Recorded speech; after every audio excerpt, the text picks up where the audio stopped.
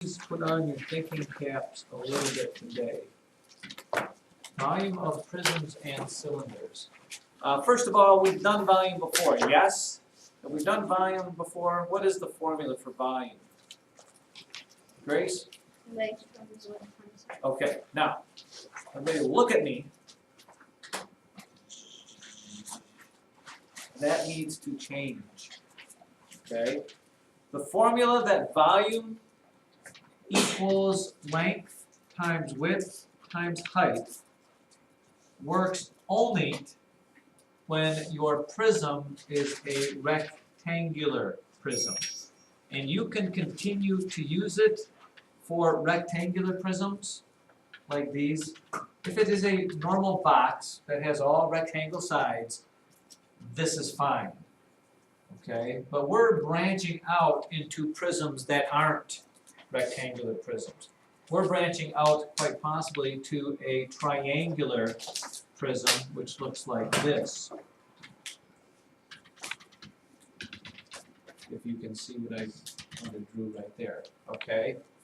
As long as it is a box made up of all rectangles, you can use this, okay? But when we come to any other type of prism, any other type of cylinder, here's the new formula. And it gets a little complicated, but this is what it equals. Check this out. It equals this. Volume equals capital letter B. Capital letter B times little h. I always say that because when we do triangles and you do area of triangles, some of these letters come up. Area of a triangle is 1/2 base times height, b times h. That's a little b. And there's a difference between a little b and a big B. And we got to write that down right now. The big B. I'm going to write this out. Volume equals, the big B stands for the area of the base. That's what the big B stands for, as opposed to the little b, which stood for just base. And that gets multiplied by the height of the shape.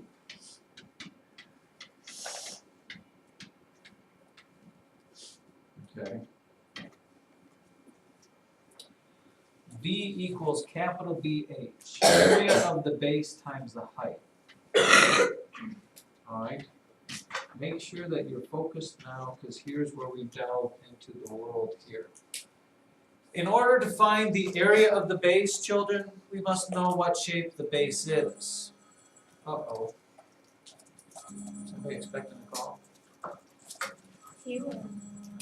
I thought I turned it off. How many rings does it take? 6. Let's get a 6 right there, isn't it? Dang it. Now he doesn't have to ring it. It's not right. Yeah, so Good enough. Then you listen to see if somebody left a message. There's a little thing there. All right. How do I know what the base is? What's the base? Because before I can find the area of it, I have to find what the base is. I've got to cover all of my bases, if you will. I'm going to get rid of this stuff over here because I'm going to need this board here.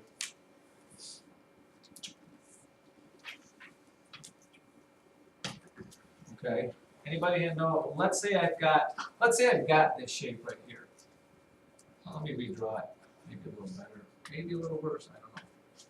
Maybe I won't draw it here. Apparently nothing works here. Maybe I'll draw it down here. Here's my triangle. Here's my triangle.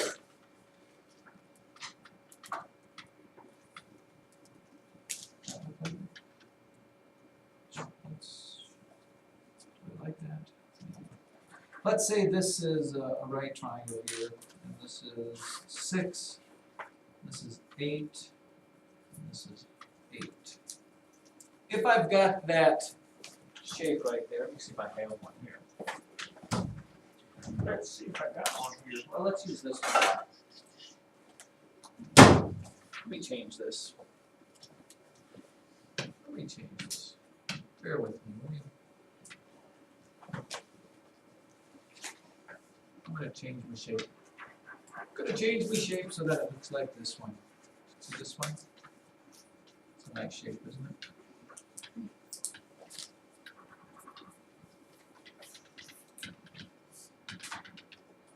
So let's say you've got this shape right here, and I asked you, what is the base? What is the base of that shape? I know we've had this discussion before. Grace? I'm pretty sure it's the long one that goes. Like right here? Yeah. The long one that goes that way is incorrect. And I was hoping you'd say that just to prove my point. Sammy? Like when you cut it like bread, you have to have the same. Yes, I referred you back to my loaf of bread theory when it comes to finding bases. If you want to know what shape the base is, pretend it's a loaf of bread. And you know when you cut a loaf of bread to stick in the toaster, you always cut it in such a way so that every piece, because if you're making a sandwich, okay, you're going to make a sandwich, and you took this was your loaf of bread, and you started slicing it like this, well, the first piece is going to be this nice big rectangle, but the next piece is going to be, because you sliced off that big chunk of big rectangle, the next one's going to be a smaller rectangle. And if that's the case, then your peanut butter and jelly is going to get all over everything because they're not going to match up. So I don't want to slice it like that for my loaf of bread. What would be the best way to slice it? Like this. Because every shape, every slice will be a triangle exactly like that. Okay? That is what the base is on this thing here. The base of this shape is the triangle. This right here is the base. By the way, you know it's a base because there's two identical ones. Both this and this are the base. So you need to write that down. Make sure you understand when it comes to the base, think of the loaf of bread.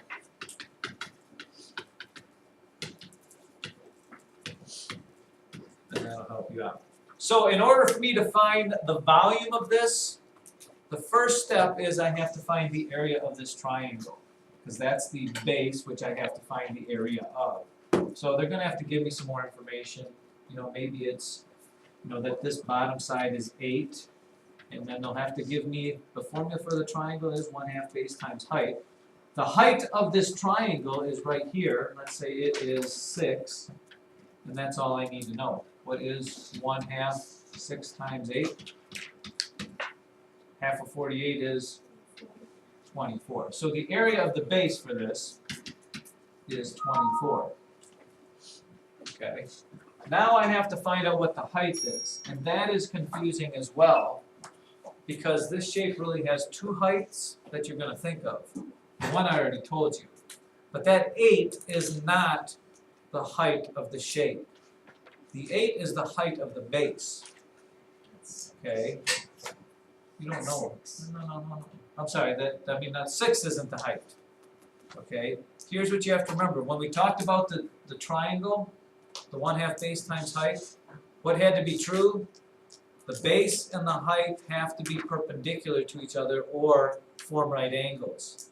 So if this is my shape and the triangle is my base, you have to find the sides, the height of the thing that is perpendicular to the base, which means really all you have to do is think of this. You need to set it on top of its base, and that is its height.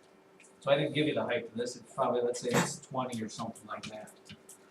Okay? The height of this shape has to be perpendicular to the base, and that's what will happen. There's a right angle. It goes straight up from there, so whatever this is the height. So the height of this would be 20. And then your volume of the shape would be 480 whatever inches cubed or whatever we're talking about. So those are the things you have to understand. Let's put that in context of a circle, or a cylinder, sorry, because that's what part of this is. If you are talking about a cylinder,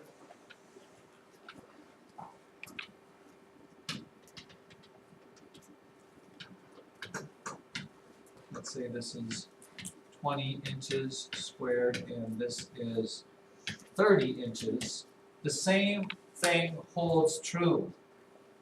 The volume of a cylinder equals the area of the base times the height. if a cylinder is a loaf of bread, how are you going to slice it? Well, I'm actually going to give you the formula for this just so you have it here. Okay. Evan, I'm going to make what out of it? Circles. So volume equals the area of a circle, which is pi times radius, and then this is the height right there.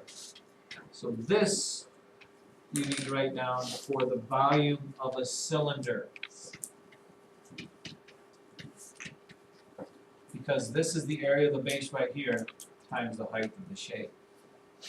So if we do this, I am going to get volume equals pi times radius times height, filling in all the blanks. I think I'll just leave it in terms of pi. Have we done that before? You get to leave the pi somewhere, you don't have to worry about multiplying it out. What's the radius? 10. What's the height? 30. If you set it on the circle, it's 30 high. So you end up with the volume being 10 times 10 is 30, or 100 times 30 is 3,000 pies. Remember that is inches cubed. 3,000 pies, right? 100 times 10 times 10 is 100 times 30 is 3,000. Jacob. I thought you had to multiply pi times. I said I was going to leave it in terms of pi, which means you don't have to put the. I could put the 3.14 and do all the math, but I'm just going to leave the little pi symbol there and say call it good enough. Save myself a little bit of frustration and or work. What's that? If they tell you to leave in terms of pi, yes. The book will either do this for you, kids. If you're using pi, the book will tell you what it wants you to do. It'll either say leave in terms of pi,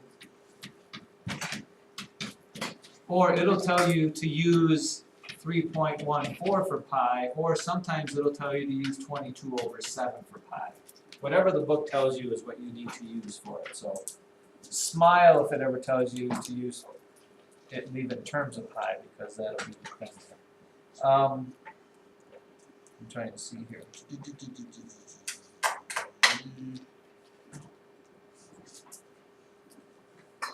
Look at practice letter C, will you please? Page 76. Page 76. Page 511. Lesson 76.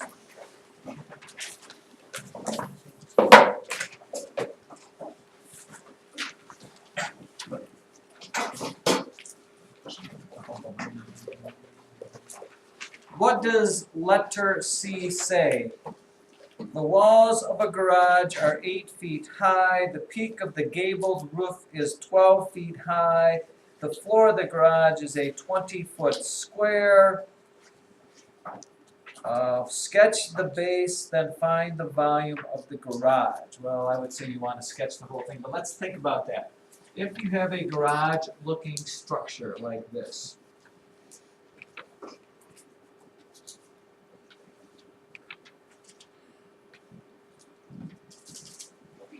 I suppose I could draw my dash lines back here.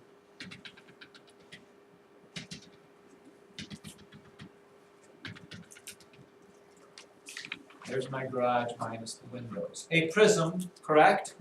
Mm-hmm. Okay, why do you suppose it asked you to draw the face of the garage? Does this mean face of the garage or base of the garage? Huh?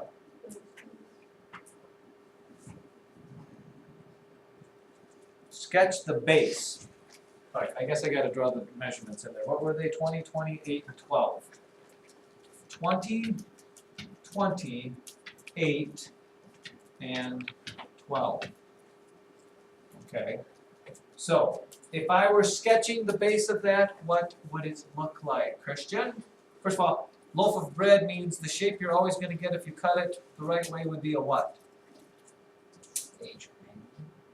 Or not a triangle. Well, it's got a triangle in it, but what do we call that? It's a 5, 1, 2, 3, 4, 5-sided shape. It's a pentagon. So off to the side, because you need to find the area of this. By the way, once I find the area of this, what's the height of that shape? If you set it on its base, how tall will it be? That's what you have to answer. If you set it on its base, how tall is it going to be? Think three-dimensionally here, Evan. Very good. So right away, kids, if I were doing this problem as part of my homework, I would write this formula down, and I would put the 20 in right away. Why? Because what will happen is this. You'll get so distracted doing this area of this base that you'll get the area of the base and you'll forget about finishing the rest of the problem, multiplying it by 20. So if you write that down, it's kind of like a good reminder. Once you find out what the area of the base is, you're going to multiply it by 20. So I sketch this out over here. Looks like this. How do I find the area of this shape? I know this is 20. I know this is 8. I know this is 12. How do I find the area of that? Oh, give me a start here. Calvin, what the first thing you would do if you were finding the area of that is? Cut it into what two shapes? I would cut it right here, make a rectangle and a triangle, correct?